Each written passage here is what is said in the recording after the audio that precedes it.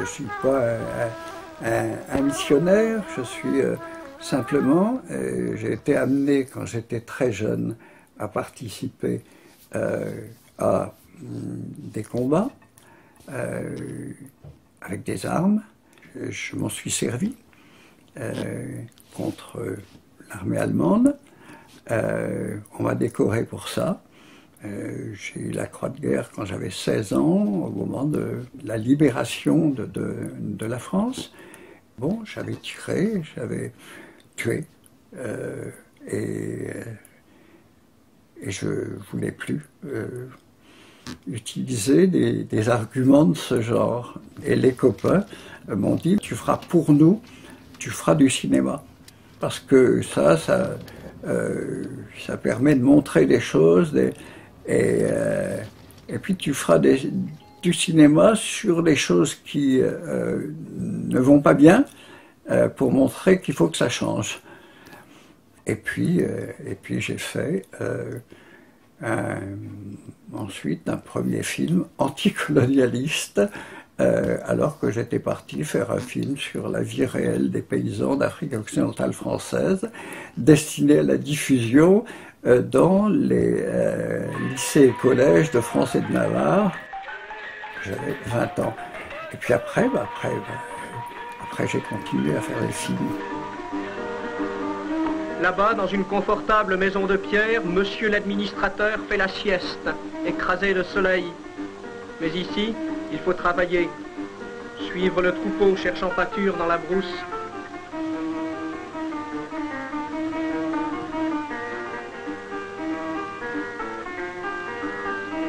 Tu t'étonnes de voir un village sans école, sans médecin. En Afrique, on ouvre une école quand les grosses compagnies coloniales ont besoin de comptables. On envoie un médecin quand les grosses compagnies coloniales risquent de manquer de main-d'œuvre. Mais ce village a encore de la chance dans sa misère, il est en paix. Ici, le chef de village, Sikali Ouattara, a été enfumé et abattu d'une balle dans la nuque, d'une balle française. Ici, une enfant de 7 mois a été tuée, une balle française lui a fait sauter le crâne. Tu t'étonnes, les cases brûlées, les habitants massacrés, le bétail abattu pourrissant au soleil, ce n'est pas l'image officielle de la colonisation. Amis, la colonisation, ici comme partout, c'est le règne des vautours. Mon premier franchissement de frontière entre la Tunisie et l'Algérie, direction Algérie, c'était en 1956.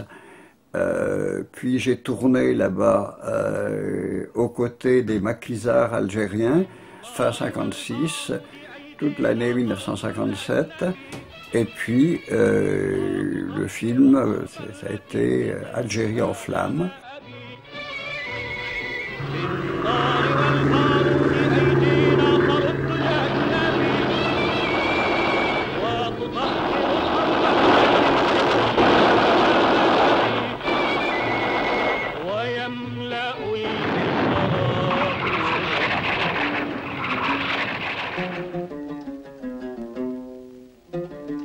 Lorsque j'ai tourné aux côtés des Algériens, je me suis rendu compte que l'armée française, pendant cette guerre d'Algérie, était dans la même situation que l'armée allemande luttant contre les résistants en France. Et que il était nécessaire d'essayer par l'image de montrer qu'une discussion aboutissant à l'indépendance de l'Algérie était nécessaire. Buchenwald, Ravensbrück, Dachau, non, Bossuet, Oued-Foda, Djorf, l'Algérie concentrationnaire. Et j'ai fait, avec les Algériens, des courts-métrages qui m'ont valu d'être blessé, emprisonné, mais je ne regrette pas du tout cette période de ma vie. Ni les passages à l'hôpital, ni les passages en cellule.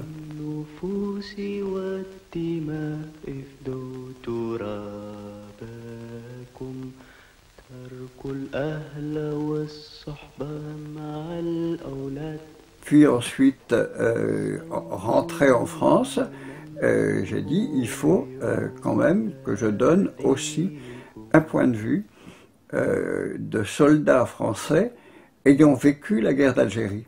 J'avais contacté des tas de gens qui avaient vécu la guerre d'Algérie. Et c'est sur leur témoignage que je me suis basé pour bâtir le scénario. Et c'est là-dessus qu'on a bâti le film. C'était pour moi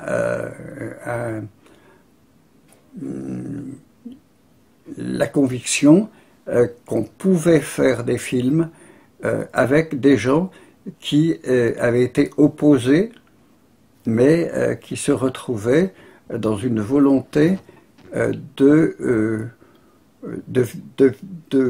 fraternité par-dessus la Méditerranée.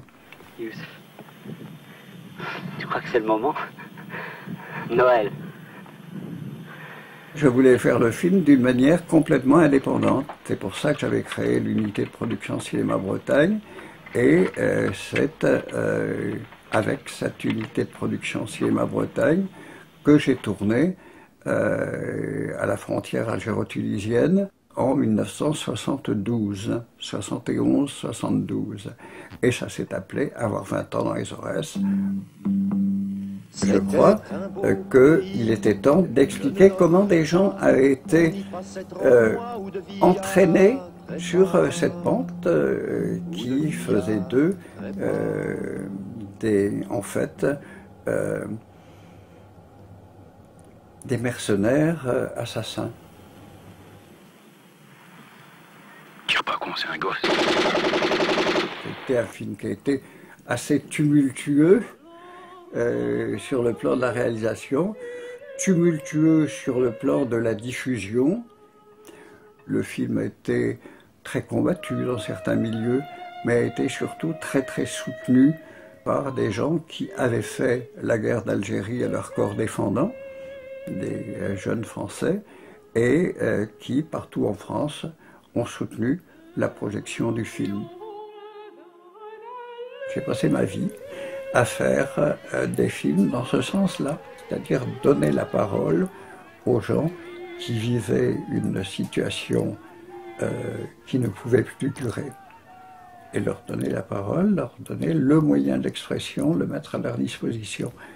Ça a donné un certain nombre de films, je ne sais pas combien, enfin beaucoup. Et puis voilà. Le peuple de France et le peuple d'Afrique sont au coude à coude. Et cette place dans la lutte commune, le peuple africain la tiendra, envers et contre tous, jusqu'à ce que soit gagnée la bataille de la vie.